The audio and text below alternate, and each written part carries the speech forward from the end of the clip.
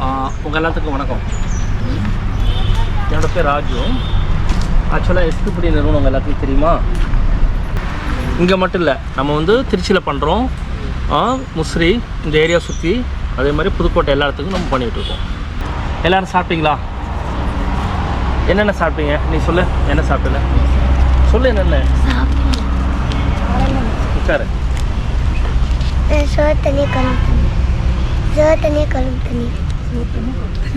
சாப்பாடு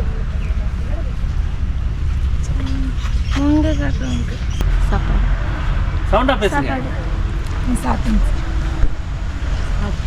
என்ன சாப்பாடு? தக்காளி சாப்பாடு. சரி, இந்த காலையில் இங்கே இருக்கவங்க எத்தனை பேர் முட்டை சாப்பிட்டீங்க? முட்டை ஏன் இங்கே வந்து ஒரு 2 மணி நேரம் ஆகணும் தெரியும், அப்புறம் ஏன் சாப்பிடாம வரீங்க? சாப்பிட்டு வந்துருக்கலாம்ல. உங்கள் அப்பா என்ன வேலை செய்கிறாங்க? கூலி வேலைக்கு போகிறாங்களா? அம்மா அம்மா எங்கே இருக்காங்க இப்போ? அம்மா எங்கே? யார் கூட வந்த? அக்கா எங்க? சொந்த அக்காவா? எத்தனை பேர் கிட்ட வாங்குறீங்க? சார் நான் தம்பி மட்டும்தாங்க சார் வாங்கினேன். நீ கூட்டு வந்தியா? சரி. இப்போ எத்தனை பேருக்கு ஹோம்ஒர்க் பிடிக்காது? ஸ்கூல் போகிறீங்களா? ஹோம்ஒர்க் பிடிக்காதவங்க கை தூங்க.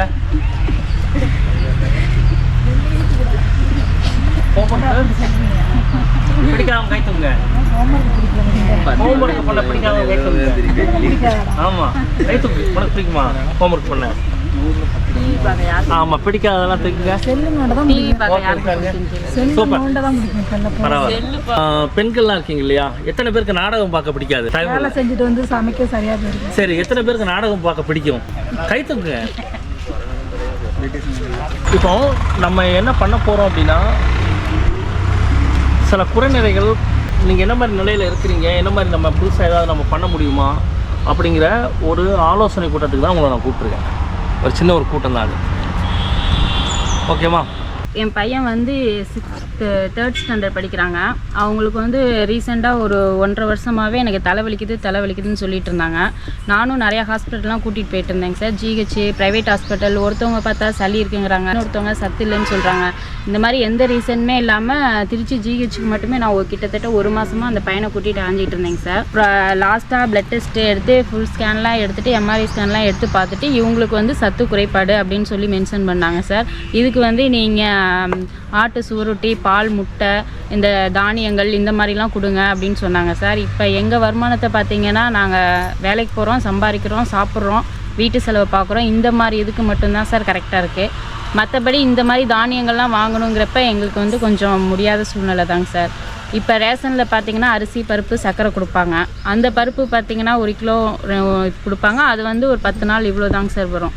அப்படிங்கிறப்ப எங்களுக்கு இந்த மாதிரி தானியங்கள்லாம் வாங்கி சாப்பிட்றதுக்கு எங்களுக்கு வாய்ப்புகள் கம்மி சார். இந்த மாதிரி டைமில் தான் அந்த எஸ்பிபிலேருந்து எங்களுக்கு கால் பண்ணி பொருள் கொடுத்தாங்க.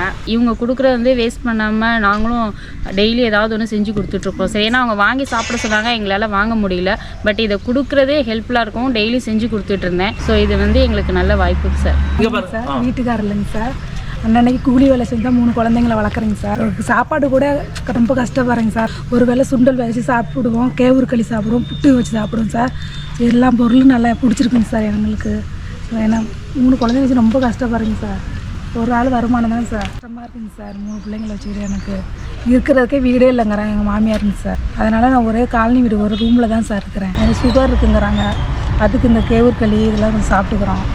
கொத்தனார் வேலைக்கு கிடச்சா கொத்தனார் வேலைக்கு, அது இல்லைன்னா 100 நாள் வேலை களை எடுக்க போகுங்க சார், கோரை காட்டுக்கு. அவ்வளோதான் சார். இந்த பொருள் கொடுக்குறாங்க, ரொம்ப சந்தோஷமாக இருக்குங்க சார். கீரம்பூர். நான் 2 பிள்ளைங்க இருக்காங்க. வீட்டுக்காரர் இறந்துட்டார். நான் டெய்லியும் முன்னாடி கூலி வேலைக்கு தான் போயிட்டுருப்பேன். இப்போது தண்ணி கம்பெனிக்கு போயிட்டுருக்கேன். இந்த மாதிரி நான் எதுவும் என்னால் நவதானியம் வாங்கி கொடுக்க முடியாது. இப்போ இது வந்து எனக்கு கொஞ்சம் ரொம்ப உதவியாக இருக்குது. எங்கள் பாப்பா டெய்லியும் முளை கட்டி பயிர் எடுத்துகிட்டு போயிட்டுருக்கா ஸ்கூலுக்கு. சுண்டல் டெய்லிக்கும் வேவிச்சு ஸ்கூலுக்கு அதையும் எடுத்துகிட்டு போவோம். பேரிச்சம்பழம் நைட்டுக்கு சாப்பிடுவாங்க. ரொம்ப பெரிய உதவியாக இருக்குது எனக்கு இது. வீட்டுக்காரர் இல்லை, நான் மட்டும்தான் 2 பிள்ளைங்களையும் பார்த்துக்கணும். சம்பாரித்து என்னுடைய சம்பாத்தியத்தில் அதுங்களை பார்த்துக்கணும். முன்னாடி என்னால் எதுவுமே வாங்கி தர முடியாது. இப்போ இது ரொம்ப உதவியாக இருக்குது எனக்கு. அதனால் ரொம்ப இந்த கொடுத்ததுக்கு ரொம்ப நன்றி. பொண்ணுக்கு வாங்குகிறோம். இது கொடுக்கறதுனால எங்களுக்கு ரொம்ப உதவியாக இருக்குது. கொண்டக்கடலை, பாசிப்பயிறு, முளைக்கட்டி, அப்புறம் கேழ்வரகு எஸ்பிபியில் கொடுக்கறதுனால ரொம்ப சந்தோஷமாக இருக்குது. எங்கள் வீட்டுக்கார் கூலி வேலை தான், வெளியூரில் இருக்கார். நானும் 100 நாள் வேலைக்கு போகிறேன். அதனால் எங்களுக்கு ஒரு இது கொடுக்கறதுனால மத்தியான டைமில் வச்சு சாப்பிட்டு எங்களுக்கு ஒரு உதவியாக இருக்குது. ரொம்ப சந்தோஷம் கொடுக்கறது. அவர் வீட்டுக்கு வேலைக்கு தான் போவார். அவருக்கும் கொஞ்சம் உடம்பு சரியாமல் கொஞ்சம் ஹாஸ்பிட்டல் செலவு பண்ணிகிட்ருக்கோம். பருப்பு, பச்சைப்பயிறு, சுண்டல் அதை வச்சு சாப்பிடுவாங்க. முளைக்கட்டி சாப்பிடுவாங்க. புட்டு செய்வோம், களி செய்வோம். இது மாதிரி நிறைய பெனிஃபிட் இருக்குது. பேரிச்சம்பழம் பாலில் போட்டு சாப்பிடுவாங்க. பருப்பு 2 கிலோ கொடுக்கறதுனால ரொம்ப யூஸ்ஃபுல்லாக இருக்குது. 3 பிள்ளைங்க இருக்குது. வேலைக்கு போயிட்டுருக்கேன். பஞ்சம் இருக்குது. காப்பாற்றிக்கிட்டுருக்கேன். கொடுக்குற பொருள் நல்லாயிருக்கு. சத்தான இதாக இருக்குது. பிள்ளைங்க படிக்குதுங்க.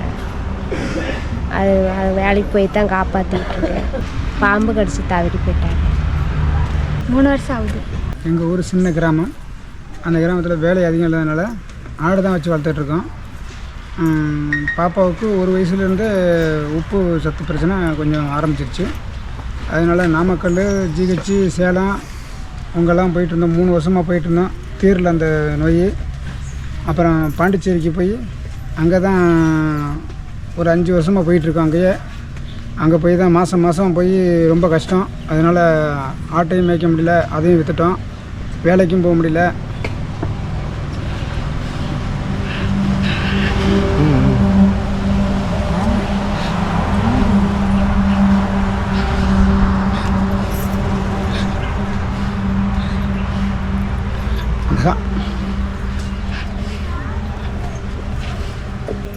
அந்த கஷ்டத்துலேயே இங்கே பொருள் கொடுக்குறது தெரிஞ்சு இங்கே டியூஷன் போனவங்க இங்கே சேர்த்து விட்டாங்க. பொருள் கொடுக்குறாங்க எஸ்பி பிட்டில். அந்த பொருள் வாங்க அப்புறம் வந்தோம். அந்த பொருளை தான் எங்கள் வீட்டு சொல்லுக்கு ரொம்ப உதவியாக இருக்குது. அதை வச்சு தான் நாங்கள் கொடுமையாக ஓட்டிகிட்ருக்கோம். கிட்டத்தட்ட ஒரு 4 வருஷமாக கொடுத்துருக்காங்க எங்களுக்கு. நாங்கள் வாங்கிட்டே இருக்கோம். இன்னமும் கொடுத்துக்கிட்டு தான் இருக்காங்க. அந்த எஸ்பி பிட்டிக்கு நன்றி. Thank you sir.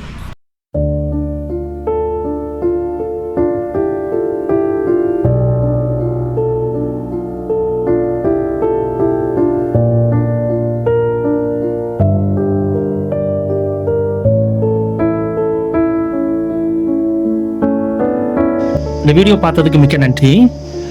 யாராவது உதவி பண்ணணும்னு நினச்சிங்கன்னா உங்களுக்கு இந்த ஸ்க்ரீன்லேயே எங்களோட நம்பர் இருக்குது, நீங்கள் தொடர்பு கொள்ளலாம்.